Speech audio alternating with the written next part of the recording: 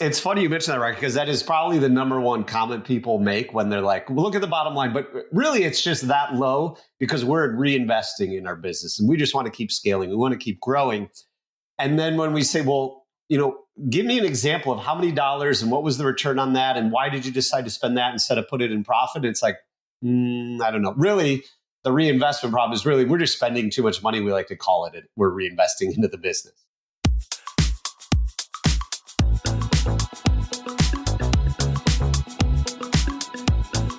Hey, it's the Profit Answer Man, Rocky Lalvani. If you're new to the podcast, check out my interview with Mike Michalowicz. It's episode number 2. If you want to hear about each chapter in the Profit First book, go back and listen to episodes 3 through 13. Episode 1 is the why and how. On the Profit Answer Man, we learn money mastery without all the complicated accounting mumbo-jumbo using a simple system. Your accountant is busy documenting your transactions and creating a rearview mirror of what happened. My guess is you don't even look at the reports they sent you. If you're like most business owners, you struggle with this, and it's not your fault. We aren't taught money in school, and accountants aren't taught how to be profitable. The Profit First system created by Mike Michalowicz works, and he certified me to help you implement the system in your business. Remember, the new equation is sales minus profit equals expenses.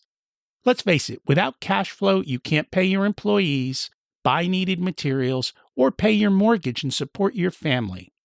I help you to do that and more, so you can focus on the parts of the business you love and receive the rewards for your labor and investment into your business.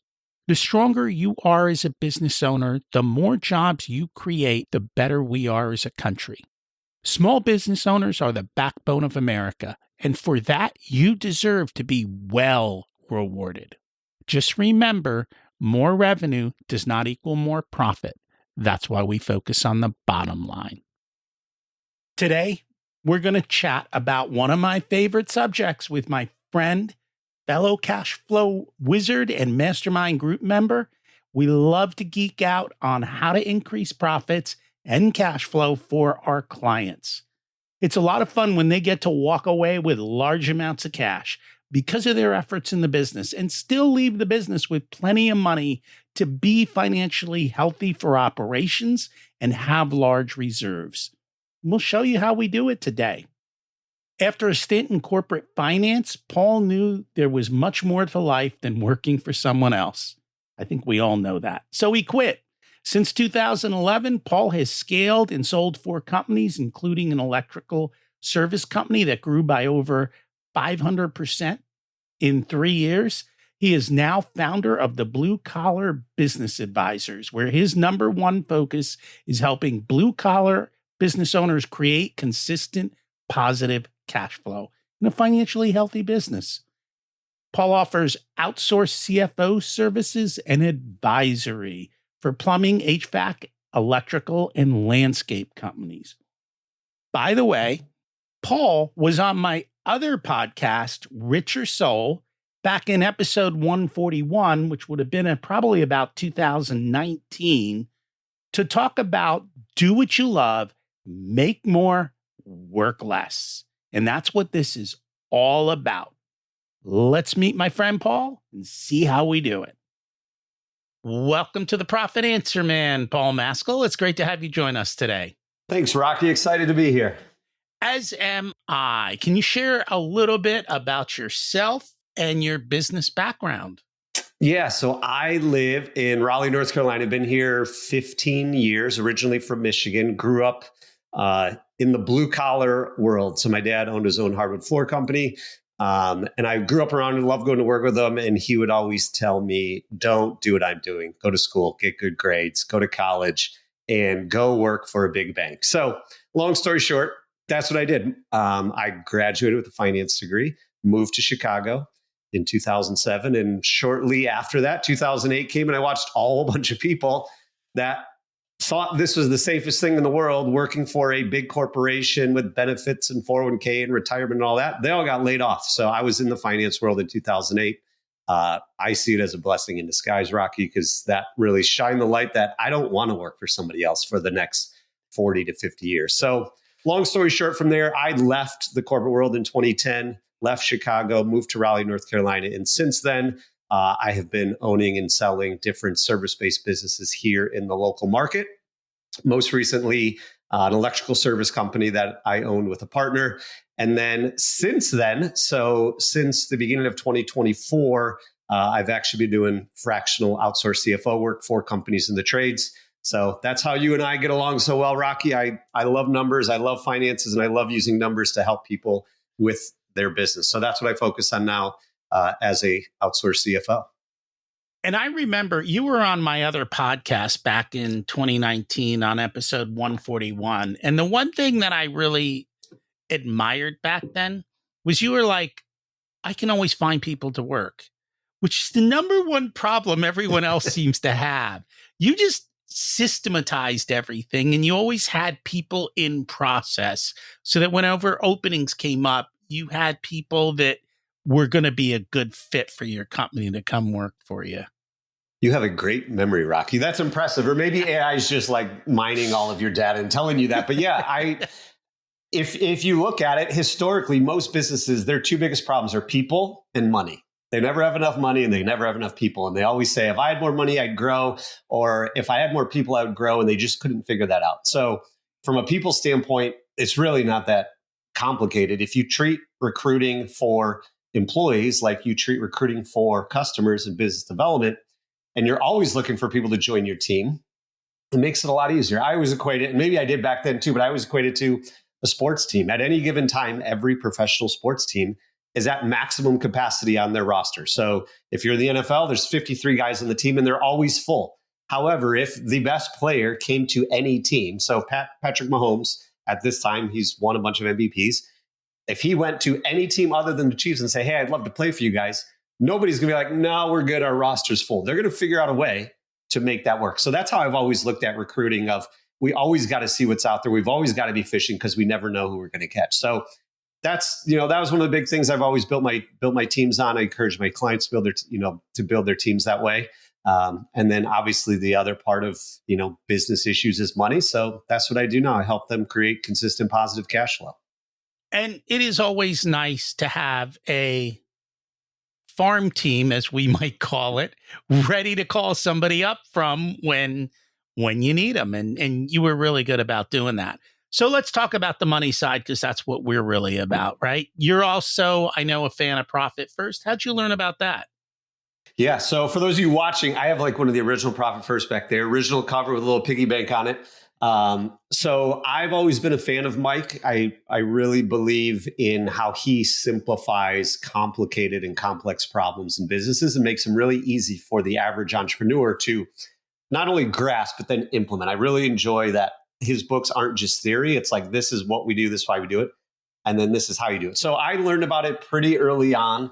And being a numbers person, to me, it just made sense, right? If there's a whole bunch of money in our bank account, we're more likely to spend it, because that's how we work on a personal side as well. Of if we have a bunch of money in our checking account, we're more likely to go out to that restaurant, more likely to go shopping, when really we don't know if that money should be doing that or if it should be earmarked to something else. So I've always been a big fan of Profit First, and really, like I said, all the books that Mike's written. So even for my clients, it just simplifies financials in the sense of we need to tell this money what to do. Otherwise, it's not going to be there when we need it.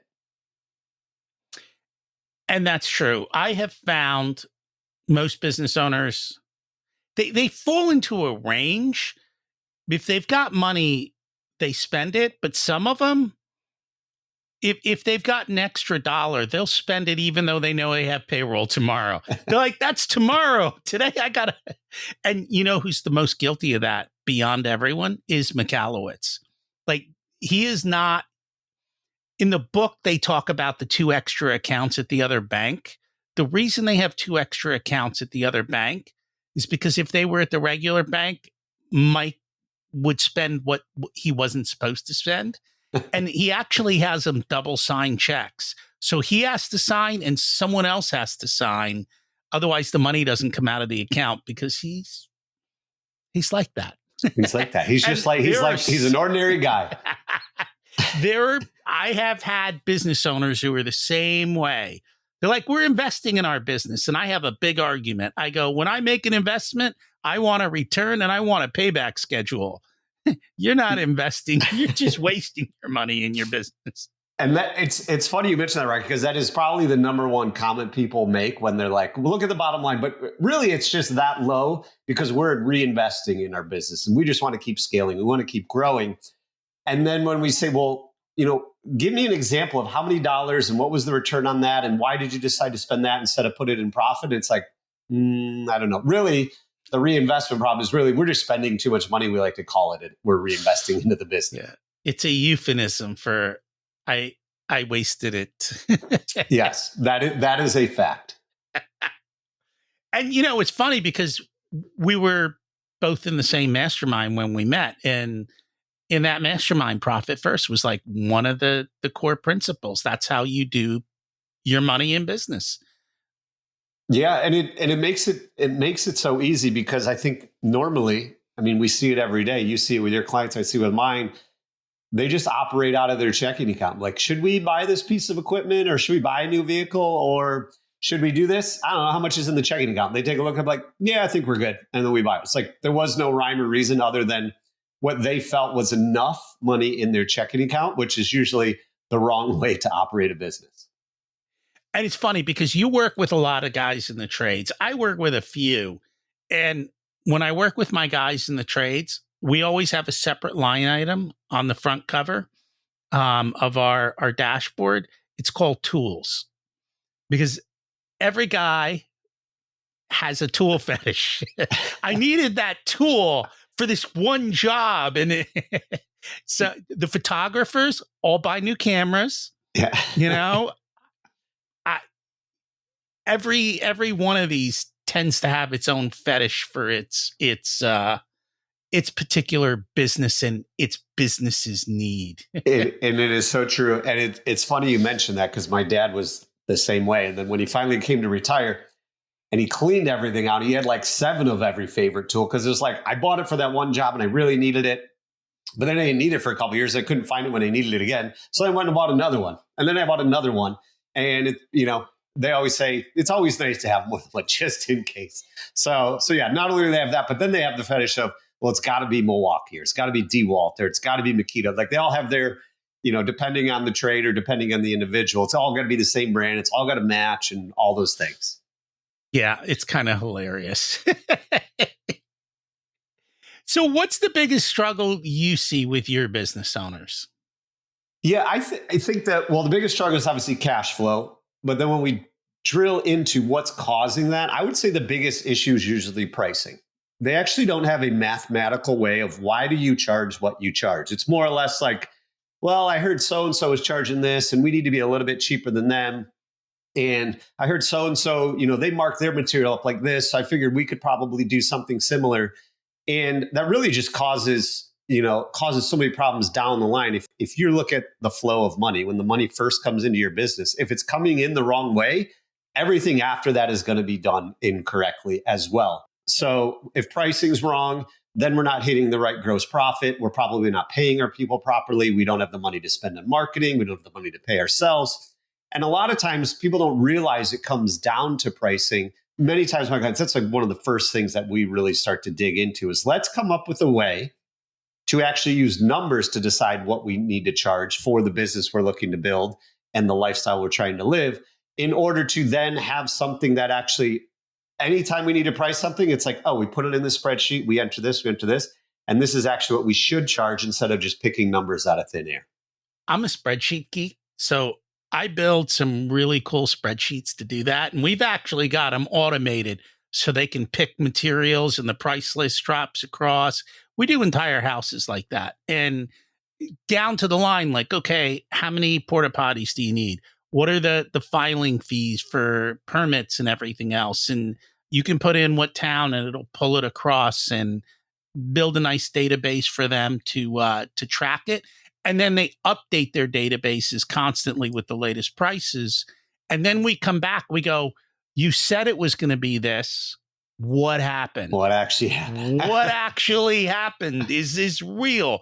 Did we miss something? Are your hours off? Are your material costs off? Actually, we were just doing this with one of my clients.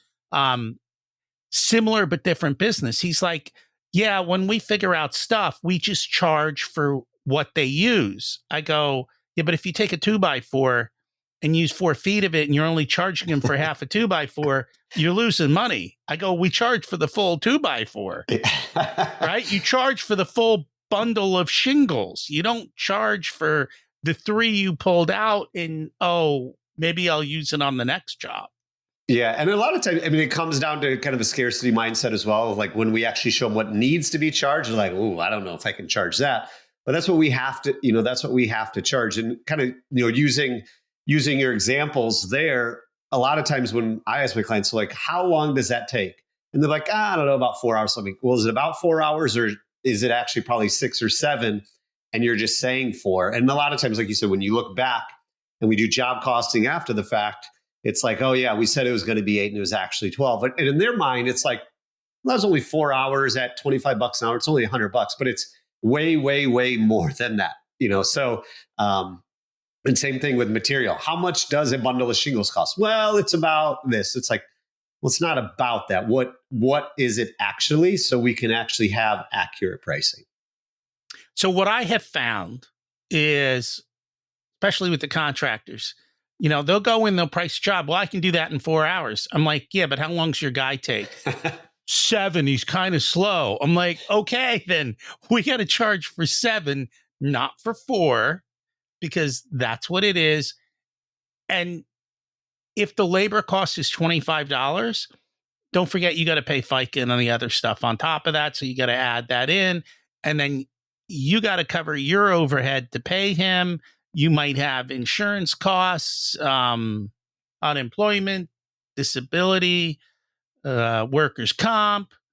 Are you paying a mileage? Are you doing like all of that stuff gets built up? And so that's one of the questions we always ask is, what is your labor rate when you put it into the proposal?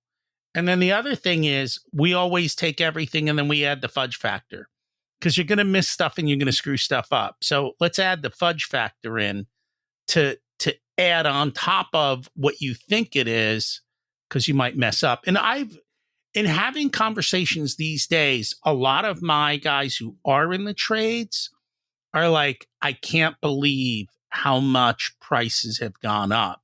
Like their cost of equipment, materials, double, maybe more of what it was just 4 or 5 years, 3, 4 years ago before COVID.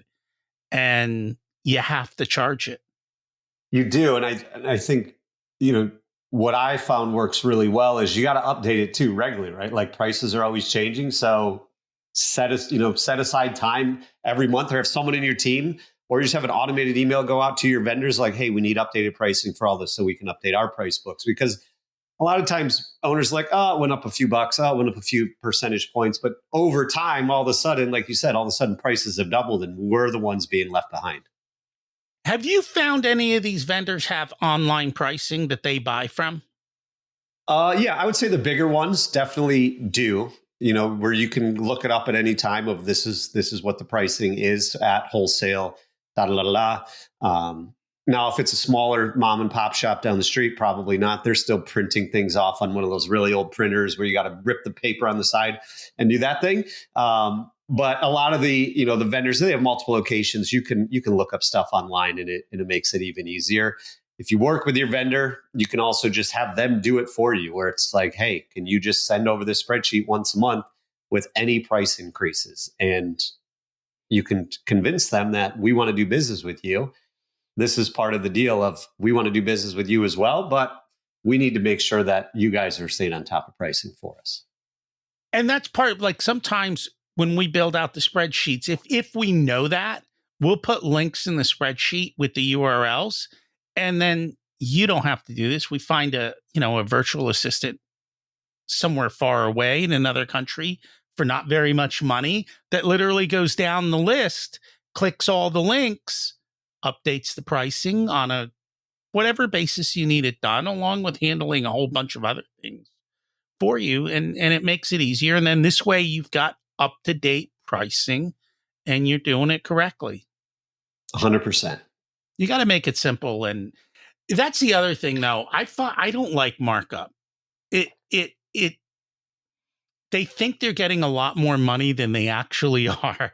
Whereas when you go by margin and know what you need as a gross profit margin, the number's much, much higher. And so that's what I usually find. And we'll run the numbers to say, hey, this was your margin this month. And does that match what you tell me you're charging on your jobs? And are we tracking together? So if you're telling me on average we've got 50% margin on all our jobs, at the end of 3 or 4 months, if it's 62% cost of goods and you got 38% margin, I'm like, there's something wrong in the system. And that's the great thing about numbers. And that's why I love doing what we do, Rocky, is the numbers don't lie. So it makes it a lot easier to just say, well, it says it's 38%. You can make all the excuses in the world of, well, it shouldn't be that, or I don't think that's right, or all that. But the number, at the end of the day, numbers don't lie. They don't have emotion. They don't have ego. So a lot of times, business owners, they just don't realize how big a couple percentage points here and there, all of a sudden 12% on a $5 million business and you're off. That's a lot of money that could go more or less straight to the bottom line. And that's the conversation I've been having more and more with clients is if I talk about 10%, they all look at me like, what's the big deal? And I have one client and they have a 10% profit margin. At the end of the day, they get 10% profit margin. I go, well, if we pick up another 10%, you're going to double your profit margin. And this is how many more hundreds of thousands of dollars are in your pocket. And they're like, I think I see it now. But they're like, I can't get 10 points. I said, yes, you can. And then we start going through it. Well, we don't charge a design fee, but you put a lot of time and effort into design. What if we started charging design fees? Do you charge, do you make sure that you're charging for like if you have to go pick stuff up, deliver, like what are the extras you're giving away for free that everybody else is charging for? Right. Making sure and correct pricing. Even if if we're looking for 10 points, we pick up 2.5% on pricing. That's a quarter of what we need to get. Now you only need to get 3 more little things and you're making a ton more money. Yeah, and when you break it down and show the owner that, then it's like, if our average job is $5,000, now it's just got to be $5,500. We do that every time, and then it's like, oh, that's everybody, if they're paying $5,000, they're going to pay $5,500. So I think when you can kind of simplify it on a per job basis or pick up a couple percentage points here, where I see a lot of business owners kind of get stuck is they'll say like, oh, that'll take 6 hours. But we're not factoring in non-billable time. So if they're going to be on the job for 6 hours, you're probably going to be paying them for a 9-hour day. So what about those other 3 hours? So like in the trades that I work with, the average billable efficiency for companies in the trades is around 40 to 50%, which means half of the time they're not actually delivering service because they're in a vehicle. They're at the supply house. They're picking up material. They're loading up their vehicle. They're talking to customers. They're walking through projects. They're doing all these things. And if we don't recoup that cost, but we're still paying our technicians that, or, paying our install guys that, someone's got to pay for it. And if it's not the customer, it's us. And if it's us, we're probably going to be out of business at some point. That sounds kind of low. I'd really want to look at the efficiency of that business to say, why are you not working half the time? I understand drive back and forth. I know these guys don't. Oh, I need it. They get to the site. I need this, this, and this. You didn't know that when you left yesterday? That you could have picked it up on the way in? Or certain things you stock on the truck that you don't constantly go do. Like that's the stuff that I say, my P&L tells me there's a problem, but it's hidden. And that's a clear hidden cost. Yep. Of we're only working for, but you got to start tracking that. For sure. What else do you see? Depending on the trade, I'd say well, two things. So a lot of times, as you know, people look at their P&L and be like, oh, this is great. I made $200,000. And they look at their bank account and there's like 10,000 in there. Where'd all the money go? So, where I have found or my clients have found a lot of value is really starting to just kind of educate them on the basics of a balance sheet. So looking at, things that are kind of eating up cash flow that we don't know is eating up cash flow because we're not really tracking it. And accounts receivable is one of them, and an owner's draw is the other one that I see as kind of, two things that can become issues. So accounts receivable, obviously, money that we are owed for work we've already completed. We've probably already paid our employees. We've already bought the material. We've done everything other than collect the check. And a lot of times business owners are just too busy to chase down that money, right? They're moving on to the next job. And when I go into their QuickBooks and look like, hey, look at all this money that's 90 days past due. Like, what have you been doing the last 90 days that you didn't want to go get this $50,000 that's sitting out there? So that's one of the things that I see. And then the owner's draw, a lot of times they don't realize that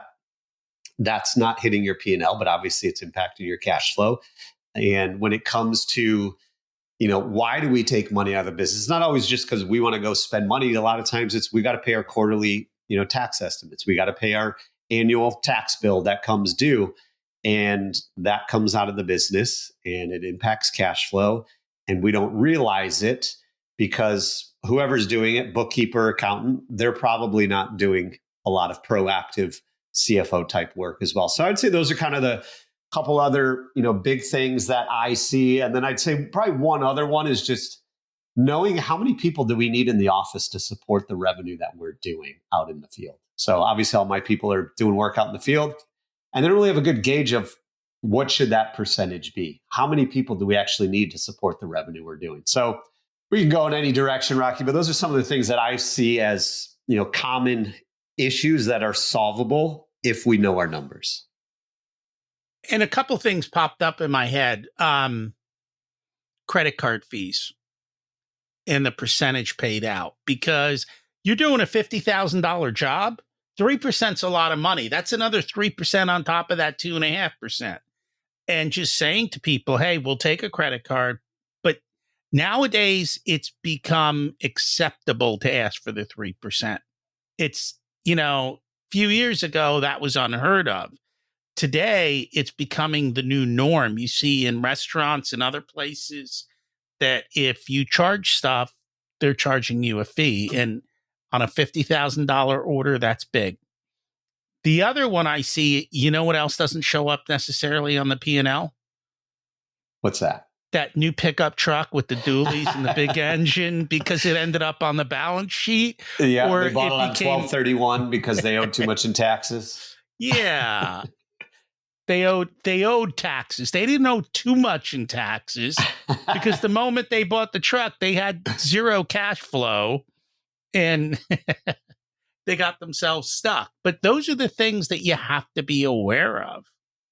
Yeah, 100%. And, going back to the credit card thing, I mean, that's a cost of doing business just like everything else. We need to factor it into our business model just like everything else, whether you're adding it on top if people do it, or you just take all your pricing today, increase it by 4%, and then you're good to go. If everyone pays the credit card, you're covered. And, if they write you a check or send you ACH or whatever it is, then it's a little bit of bonus. But we have to recoup that cost. And I think, from the big pickup truck thing, that's so common in trades. It's funny you mentioned that because I totally forgot about it. But it is so common that, oh man, we have a tax bill. Well, how do we pay less taxes? Well, you got to go buy a brand new vehicle and we'll depreciate it all today. And that's cool. But then tomorrow you still have the $1,600 a month payment on a vehicle that's not generating any revenue. And you've got that payment for probably another 7 years. So if there's vehicles sitting around not creating revenue, that's sucking cash out of your business. It's not 7 years, because in 2 years, they're going to trade it in and they're going to go depreciate another vehicle. But here's what they don't realize. When you trade that vehicle in, your accountant's going to recapture depreciation. Yeah, because you didn't drive it for the whole time. Because you didn't drive it for the whole time. So the differential's not that big anymore, but you think you're getting a big differential. And here's the reality. And this is what I have found. Nobody looks at the tax return. Just like nobody looks at the P&L, they go to the bottom right. How much profit did I make? How much do I owe or am I getting back on taxes? Not even what was my total tax bill. How much do I owe or getting back in the moment? Nobody goes into the details to say, why did this happen? Unless they get a big tax bill and then they want to know. Otherwise, they don't dig into the details and money disappears. They definitely don't. And a lot of times when you go trade that vehicle in, you're upside down in it too. So you owe more on than what it's worth. Because when you bought that new vehicle, you drove it off the lot, it's probably worth 10 to 20% less immediately. And your first couple of years payments, it's mainly interest. So you still got to, then they're going to roll that equity into the new vehicle. And then you're recapturing the depreciation. And there was no upside to buying that fancy new truck. Yeah, COVID made things weird in pricing, in trade-ins, in now interest rates are so high that the payments have skyrocketed. These things are all becoming more and more important. And it's the little things that make big differences over time. 100%. Yeah. And as your business grows, like we said a few minutes ago, a couple percentage points here and there adds up. And if you're not looking at all the lines on the P&L, or not looking at the balance sheet, or not looking at your taxes, your cash flow statement, it's really just like, oh, well, we made that much. We never really ask like in detail, what could we do to make a little bit more? It's all like, well, I guess that is what it is. That's just, that's part of being a whatever. And then they move on to the next one. Do you get them to change their habits, or do you just enlighten them and say, hey? If we get really clear on where they want to go, it's a lot easier to then get their habits to change because we can tie it back to that. And I think that's where a good CFO like you or me, Rocky, we get super clear on what does success look like for these businesses, because their bookkeeper's not doing it, their accountant's not doing it, and really they're not doing it. I see, plenty of times where it's around December, January, a business owner will create a quote unquote budget, which is really just a dream of what they want to do. And then within 2 days, it's collecting dust and they never look at it again. Versus if we track that on a monthly basis and say, hey, we're getting further away from our goal or we're getting closer, it does encourage them to take action on certain things. But I think we also have to be strategic on picking our battles, because we can't change everything at once. But if we know what levers to pull to make the biggest difference to get them where they want to be, it makes it a little bit easier. And I think that's the key. I'm learning to get better and better about tying it back to purpose. So if we pick up 2% here, that means you can take your kids to Disneyland. If we pick up 2% here, you got, money to go to college savings.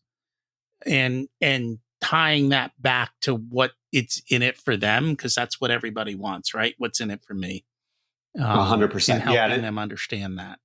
Yeah, and it just makes it a lot easier when we can then tie the numbers to that. Like, if you keep doing what you're doing, this is what's going to happen. You're not going to Disneyland. You're not going to retire. You're not going to be able to sell your business, whatever it is. Or if we start to change based on this forecast, you will then be able to do all these things. Like I was talking to somebody yesterday. He's doing $4 million in his business, but breaking even. He's like, I want to get to 10. I want to get to 10 million. I was like, but you're not making any money right now. Why don't we get $4 million, super profitable, 20% net profit? You're going to be clearing 800,000, and then we'll talk about to get to 10. But if you're not making any money right now, and I think that's a whole nother conversation. But a lot of times business owners just think, well, if we do more revenue, we'll eventually become more profitable. But if you're not profitable now, if you just add more revenue to it, you're just going to make bigger problems and not get any closer to where you want to be. Here's my value prop for that guy. You're making $4 million right now, and you get to keep none of it, right? If I can increase your prices or pick up some way 10% price increase without selling anything more than you're already selling, it's $400,000 to your bottom line, right? Yeah. Now, if I can figure out efficiencies and I can figure out how to cut 10% off of your spending, maybe it's making sure that the guys are actually working 9 to 5, making sure the soda and the lunch isn't on the Home Depot bill, maybe asking for a discount, not paying interest on their credit cards. I pick up another 10%.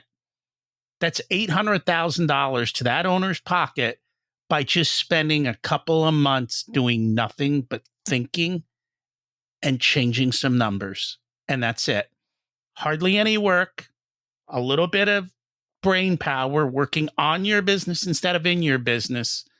And you go from nothing to $800,000. And then people go, oh, now I understand why you're an investment, not a cost center. I'm like, yeah, duh.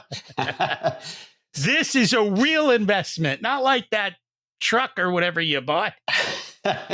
Yeah, I mean, and it's so true because say you do that and now they're clearing 800,000, and I told them the exact same thing. You get to 800,000 net profit. That business, someone would pay you between $3 and probably $4 million for your business at that point. To say, like, you've already put in the work, you've proved you can get revenue, you get to $4 million. Now, if you can get to $4 million and have profit, you can actually go sell your business for probably $4 million, which is pretty awesome, compared to selling it right now for zero. Here's the deal. It doesn't sound like that guy has got his operations well. When we get to 800,000, I'm going to have the same conversation again and go, we can get to 1.6 million without that much additional work. Exactly. Well, there's no reason to sell 10 million and have a heart attack. Let's just work a little smarter and take home money. 100%. Anything else we should have talked about but didn't? No, I mean, I think we kind of covered it all, Rocky. I mean, profit first, kind of tying it back to the profit first thing. The thing I love the most about profit first kind of feeds into everything that we're talking here. My favorite thing about profit first is if you go to implement it and it doesn't work, it's because your pricing's off, or you have too many people in the office, or your accounts receivable is out of line. Like, profit first shines the light on there is a cash problem in this business because I can't do it. And a lot of times you talk to business owners like, yeah, but my business is different. You don't understand. I can't even put 5% away. I can't even do 1%. So the numbers don't lie. Remove your emotion, remove your ego, and just understand that if profit first doesn't work or you're not hitting the numbers you want to be, the answer is in the numbers. You probably know what the answer is. You might just have to start doing things a little bit different. I agree with you. At the end of the day, what we do is we help people to have a money-making machine. And a lot of people have a broken money machine. But if you know how to fix it and you're a business money-making machine repair guy like we are, little bit of effort and that baby's humming along, making you $1.6 million. You got that right, Rocky. And it's, and we see it a lot. They're like, well, I just want to get rid of this thing and go into this other industry. I'm tired of being in the electrical world. There's all the money's in HVAC or whatever they're saying. But you've got a machine that's probably just one or two parts are broken, not the entire machine. It's not, let's throw the whole machine away and go buy a new one. It's, hey, let's just fix this, tweak this, fine tune this. And then all of a sudden it is humming along if we're willing to, put in the work to fix that machine in the first place. At which point they're like, I'm not selling this. Not when it's making 1.6 million. I'm holding on to this. This is a good business. Now you can go on vacation. We'll hire a manager for 200 grand and life moves on. There you go. That's the ticket. Paul, if people would like to find you, where can they do that? Yeah, the easiest place, Rocky, just go to my website, thebluecollaradvisors.com. You go there, you can link to my socials, you can book a call with me. That would be the easiest place, thebluecollaradvisors.com. And we'll put that in the show notes. Thanks so much for joining us. Thanks, Rocky.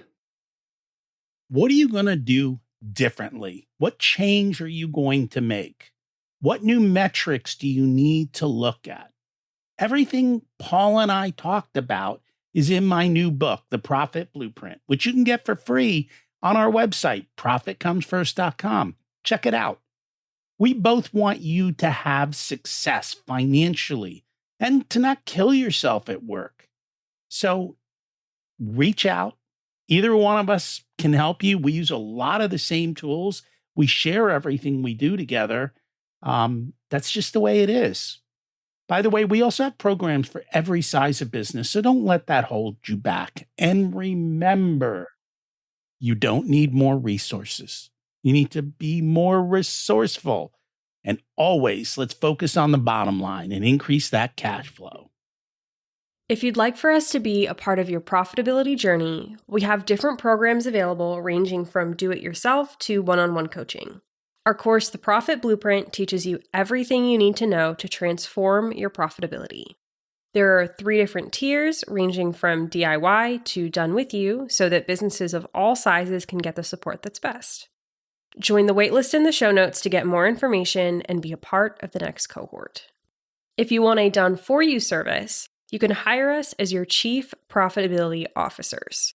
We only work with a handful of clients, so they all get our full attention. We work with business owners who have or are growing to $500,000 to $10 million in revenue.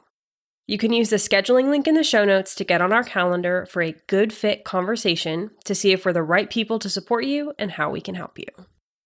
Remember to check out my other podcast, Richer Soul, where we talk about how to live the ultimate life and be the best business owner you can be. As we close out, let's repeat the mantra. Revenue is vanity, profit is sanity, and cash is king. Have an abundant and profitable week.